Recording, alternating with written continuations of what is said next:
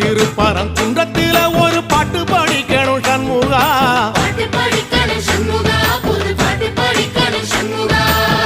புள்ளிமயில் ஏறி வந்து நீ கேட்டு ரசிக்கணும் சண்முகா,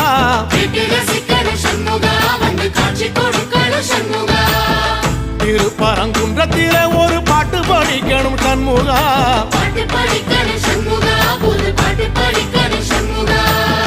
புள்ளிமயில் ஏறி வந்து நீ கேட்டு ரசிக்கணும் சண்முகா,